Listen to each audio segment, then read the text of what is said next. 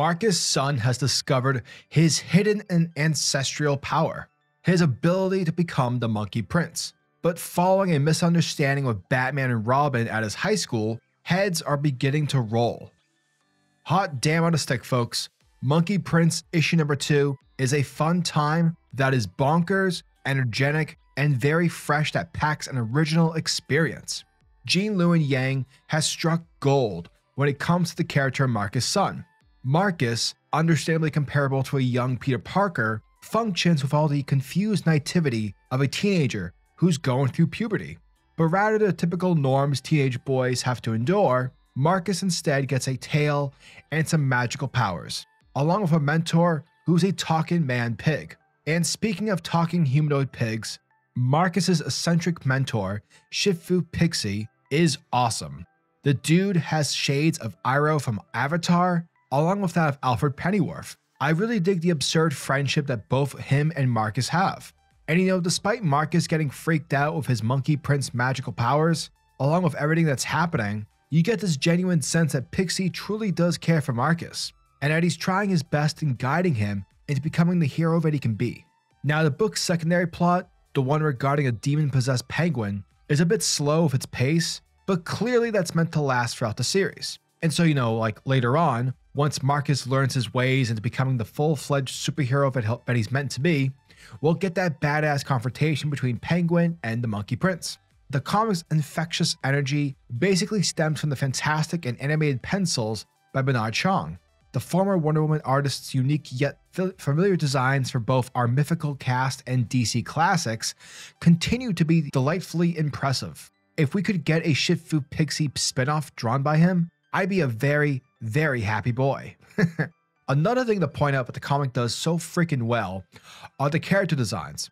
Every single character, from new ones like Marcus' son to Shifu Pigsy, or heck, even characters we already know like Batman and Robin, everyone looks unique and sticks out to much effect, which is really ideal for any comic that's trying to draw the reader with interest to a section of the DC universe, which in this case, Chinese mythology, that really hasn't been explored like the way that it is now. Sebastian Chang's coloring is exceptionally vibrant. Each panel explodes with life and action, and there's almost this youthful flair to the comic's high fidelity style that is extremely welcoming for both new and old readers. Monkey Prince issue number 2 is a ridiculously fun follow-up chapter to the already stunning hero's debut. Gene Luen Yang's writing is stylistically unique among Western comics, and it consistently nails his humor while moving the plot forward with an engaging direction. The visuals for Bernard Chong and Sebastian Chang are energetic, vivid, and brilliantly animated, making this one of the best and fun-looking comics currently on the stands today. This comic is a delightful read, and Yang's work will keep me coming back month after month. Monkey Prince issue number 2 gets a sexy 9 out of 10. Monkey Prince issue number 2 picks up exactly where the last issue left off, with Batman and Robin showing up to Gotham High School, where Marcus' son, who recently transformed into the Monkey Prince, was dishing out some sweet justice to one of his main bullies. But upon showing up at the conveniently wrong time, Batman mistook Monkey Prince as a threat. Thus he threw one of his batarangs, which resulted in slicing off Marcus's monkey head in the process.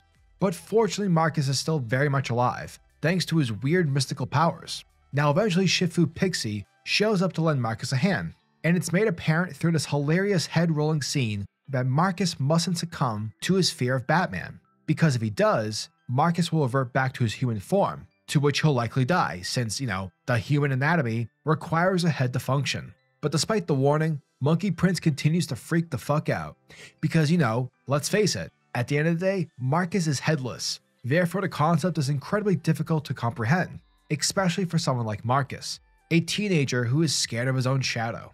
After a bunch of awesome panels showcasing the hilariosity of the situation, Pigsy manages to get a hold of Marcus's head, and from there he unleashes a gust of wind, which proves successful in knocking out both Batman and Robin. And after it reattaches Marcus's head to his body, the Monkey Prince reverts back to his human form. Thus, both Shifu Pigsy and Marcus are able to escape the high school on a magical flying cloud. Afterwards, we pick up with Marcus's parents, who we learned in the previous issue are freelance scientists working for the Penguin. And upon them arriving at the Iceberg Lounge, the hottest nightclub in Gotham and, the main headquarters for the Penguin, they find the disheveled and drained corpses of the staff. And it turns out the Penguin has transformed into a golden horned brute, possessed by the ancient golden demon that Penguin released in the previous issue, via the machine that was built by Mr. and Mrs. Shunglin Shin. And so without a moment's pause, both of Marcus's parents dip out as fast as humanly possible. Now this picks us up with Marcus and Shifu Pigsy as they float over Gotham City on top of their cloud. And it's here where Pigsy tells Marcus to pay attention, because what happened back at the high school, his fear of Batman almost got him killed. Therefore, he needs to learn on how to control his fear. But Marcus has just about had it today. He's done playing with mystical powers, he's done fighting Batman, and rather, he lets Pigsy know that he actually likes fear, because fear is usually what keeps him away from death-defying situations. Like, bro, I got my head cut off at school today. Do you know how insane that is? Hashtag WTF. Therefore, Marcus takes off the Monkey Prince's circlet from his head and throws it at Pigsy, telling him that he's done. And despite Pigsy warning Marcus that his world is in danger from a rising darkness, Marcus doesn't give a singular shit, because he's not a hero. He's not some brave warrior, he's just a teenager. And all Marcus wants to do right now is to go home. But he can't actually do that because he's on top of a fucking cloud. So he'll have to ask Pigsy through hilarious fashion if he could get a ride home. Later at home, Marcus is having some dinner alongside his parents, who ask Marcus if he's doing okay. But Marcus lies, telling his folks that, he's fine. Now, the thing to keep in mind here is that Marcus has no idea that his adopted parents are criminals. He has no idea that they have been working with the Penguin. Hence as to why Batman all those years ago was seen by Marcus beating the shit out of his dad, to which developed Marcus's anxiety and his fear of Batman. But obviously we know that both parties are keeping secrets from one another, which makes for some solid awkward dinner conversation. Later that night, the bat signal lights up the sky, to which picks us up with both Batman and Robin, who are called by Commissioner Gordon to investigate the sewers beneath Gotham City, because the police have found the disheveled and drained corpses back from the Iceberg Lounge. Batman, who's unfamiliar with the MO, suggests that Gotham City has a brand new serial killer. The next day, Marcus wakes up in his bed, and we see that he's feeling pretty good. However, once he hops into the shower, that's when he starts to freak out, because he sees the golden circlet around his chest, like a bra strap. Arriving at school, Marcus looks around for Mr. Zhu, aka Shifu Pigsy, but finds that Pigsy hasn't been in the office for the entire day. And this is when he's approached by Kaya, aka Marcus's crush, the hottest ticket in Gotham City. And she begins to introduce Marcus to a new freshman student, that being Damian Wayne.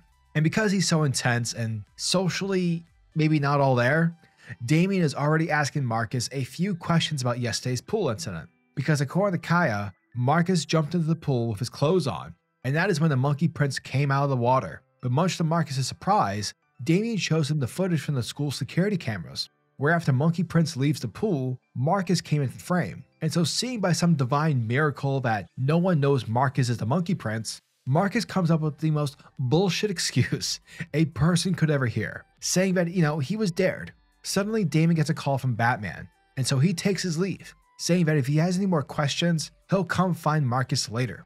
Now, Kaya clearly doesn't believe Marcus's story, but once more Marcus lies, saying that it actually wasn't a dare, and said he jumped into the pool because that's how he relieves stress. Basically, it's like skinny dipping, but with the clothes on, something he calls chubby dipping. And without a doubt, Marcus, upon hearing what the actual fuck he just said, is feeling pretty much like a turd. But that's okay because Kaya somehow laughs, complimenting Marcus's humor, while also letting him know that whatever it is, he can come talk to her because she cares about him. And this takes Marcus completely by surprise, because not only does someone care for him at his new school, but it's someone who's super hot and super sexy. It's like a dream come true. To which she reiterates because she's part of the peer counseling club. Therefore, they care about everyone. Friend zone. After she leaves, Marcus gets mad at himself for his stupid cover-up, but he soon notices the burp clouds around him again. And so being irritated because of the clouds, Marcus thinks to himself on why can't the clouds just bother somebody else? Someone like Riz the bully. Suddenly, much to his surprise, the burp clouds listen to him, and they begin to surround Riz, which causes the whole school to laugh at him because they're thinking that Riz just started smoking pot again. However, unbeknownst to everyone, Damien notices the burp clouds around Riz, to which Damien remembers that these are the same exact clouds that the Monkey Prince escaped on, and so he tells Batman that he has a lead. Elsewhere, Marcus swings by Mr. Shu's office again, this time being able to find him. However, Shifu Pigsy expresses his disappointment in Marcus after he saw what Marcus did to Riz. But Marcus reasons that the burp clouds respond to his thoughts, and so, how the hell was I supposed to control them? Besides, Riz sucks. Dude's a huge bully and, he had it coming. But Pigsy reasons that now that he's the Monkey Prince, he's more powerful than Riz, which basically makes him the bully in the scenario. For his powers are to help people, not to use for selfish gain. For example, it's revealed that yesterday Mr. Zhu used his shape-shifting powers to protect Marcus's identity after security cameras and Kaya saw him jump into the pool and come out as the Monkey Prince. Marcus then wonders if Pigsy can take the circlet off his chest, but Mr. Zhu lets him know that he can wear the circlet however he likes, but he can't get rid of it. He then lets Marcus know that the circlet is a device that will help him learn discipline and to keep him from becoming a bully. Mr. Zhu then shapeshifts back into Shifu Pigsy and proposes to play a game with Marcus. For if Marcus can take the red envelope away from him, he'll loosen the circlet. Thus, Pigsy tells him to transform into the Monkey Prince, but Marcus doesn't know how to. And so Shifu Pigsy lets him know that in order to become the Monkey Prince, Marcus, you gotta say the word transform in Chinese. Marcus says the word, it becomes the Monkey Prince. And once he starts flying away on his cloud, Pigsy urges Marcus again to try and take the envelope away from him. And this is where Marcus' son, the Monkey Prince, discovers the fact that he can fly.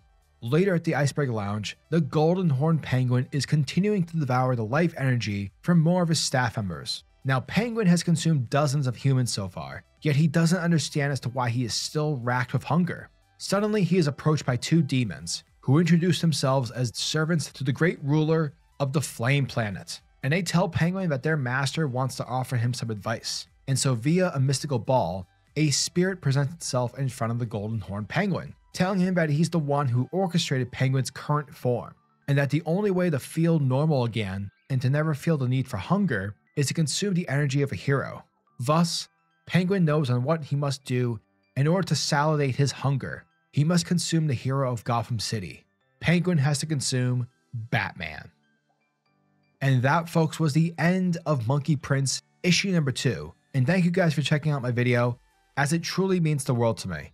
And as always, I'm your majestic sayer of words, SuperCliff. And if you guys are new to the channel, then do me a solid by smashing that like and subscribe button. And also hit the notification bell so that you'll never miss out on an upload. And so that you'll always be kept up to date with your favorite top tier comics happening in the comic book world. Now tell me, what are your thoughts and opinions on this issue? Are you guys excited for issue number 3? Let me know down in the comment section below. And until the next video, peace.